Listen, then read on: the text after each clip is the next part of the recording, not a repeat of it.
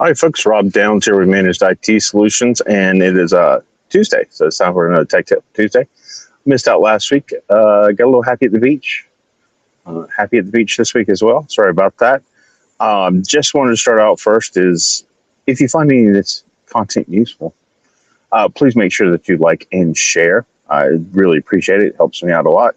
And before we go to more business, next week, well, not next week, the week after July 4th, so July 8th, we're going to start a webinar series, three-parter, basically talking about how to use AI in your business and not just as a quick gimmick tool, right? So,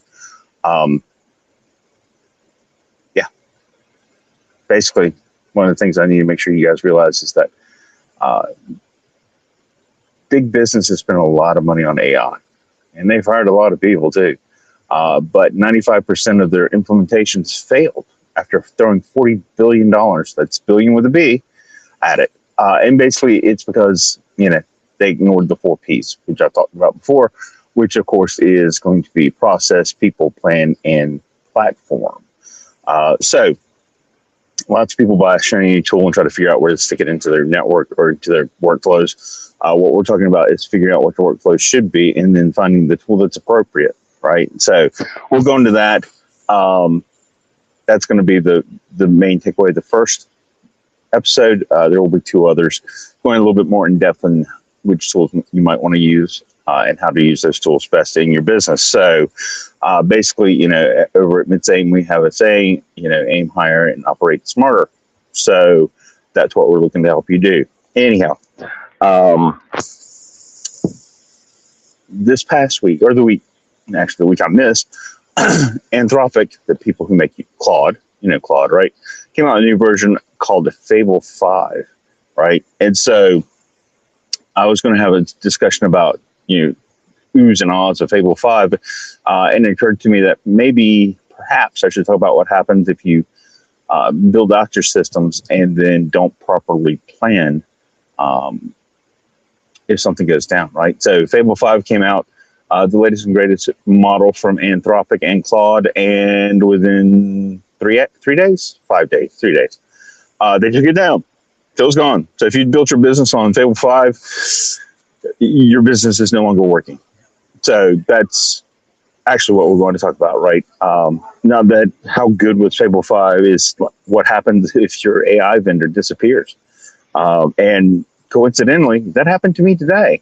I was opening Claude to go find something, ask it something. Oh, yes, look over some firewall logs. Because AI is really good at looking at stuff and pointing out the obvious as opposed to you having to read through all these logs, which sucks. Anyhow, it was down. It wasn't available. I thought it may be the app, so then I tried the web browser. Yeah, that didn't work either. Fortunately, not something very specific to AI or that particular AI provider. I switched over to OpenAI's ChatGPT and was able to move on and get going. So, things to think about when you're building out your business and starting to implement AI is, will my business stop working if I lose my vendor? Is my data safe? That applies to all of them. Am I becoming dependent on a tool I don't control? Right. And now that happens with a lot of things, right? Even QuickBooks Online, if they go offline for a little bit or whatever, lots of people use it. It's how QuickBooks is trying to push everybody to stop using desktop, right? So, and the final thing you need to ask, how do I implement AI and not create a business risk, which is what we're talking about here today. Fable 5 was just a good example of what's going on. So, I missed last week's Tech Talk Tuesday, but AI didn't stop when I was gone, right? So, Fable 5, the most advanced tool, was released, and then it disappeared, right? And now, just so you know, there are speculations that it will be available again come July. I think I read July 8th, but they expect you to produce a passport, which I guess means I need to go renew my passport because it expired at the end of last year. But I wasn't planning on traveling this year internationally, so I hadn't worried about it. Didn't think I would need it to use a tool online, but that's something new and different. Oh my God. Anyhow, basically they released it. There's a lot of excitement around it. Government started raising some concerns. Basically sent a letter to the Department of Commerce, did this, by the way, sent a letter to Anthropic and told them that only they had to stop exporting it. So they used export controls on it, and that only U.S. nationals could use it. So it put Fable 5 into the same category as guided missile systems, fighter jets, that type of thing.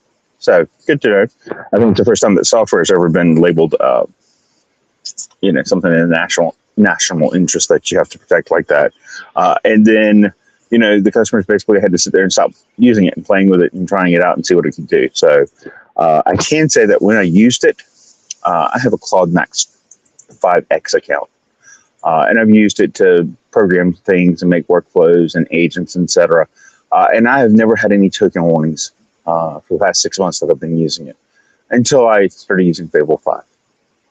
Fable 5, basically, I could use for 2 to 3 hours, and it would give me a token limit had been reached, and I had to stop for usually 3 to 4 hours, and then I could resume my work with Fable 5. So, yeah, it's a monster when it comes time for tokens. It's more efficient at tokens. It's just the tokens cost a lot more.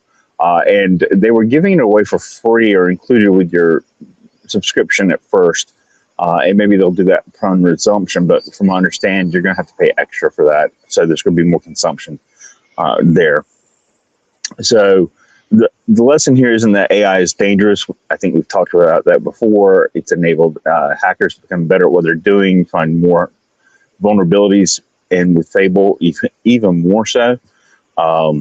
It's a single point of failure, right? So you don't want to build your AI or your business around an AI that you only have one option, right? So API keys are great for that. If you don't know what those are, talk to a nerd. Maybe they'll understand, be able to get you more information.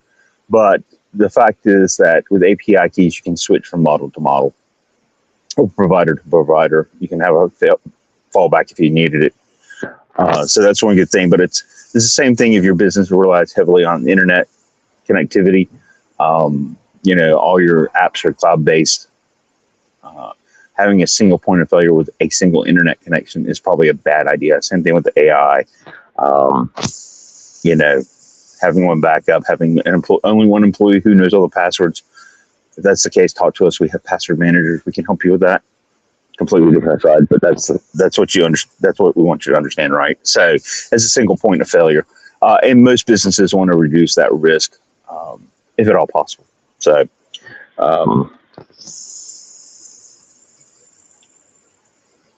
Part of what that also emphasizes is chasing shiny new toys, right?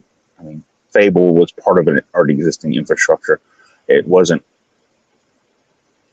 completely brand new. It was a new iteration, right? But you want to make a plan and then go with it, right? And you will have to reevaluate on occasion if this is the best solution right now. And there's a lot of changes going on. So get the thing done, get it production ready, get it working. Same thing for your AI tools. If you've got one that you like, stick with it. You'll get to know it. Each one's a little bit different. There's always going to be a learning curve. And then evaluate, I'd say yearly, but I mean, as much as things change, you might want to do it every 6 months, but certainly don't be changing tools every month, right? So that's about all I've got. I don't want to spend too much time today. It is the afternoon. A friendly reminder again, if you find some use out of these videos, please like and share them with your colleagues, friends, and neighbors. And a final reminder, we will be putting up on a webinar July the 8th.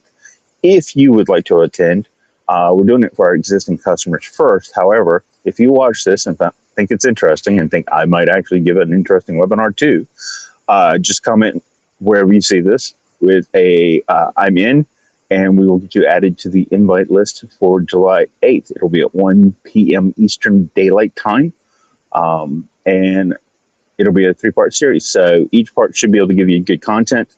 Don't feel bad if you miss one. If you sign up for it, we'll probably have a replay available for you. But that's all I've got for this week. Hopefully you guys are having a wonderful week, and we'll be having a wonderful week. And yeah, that's all I've got for tonight. Talk to you later.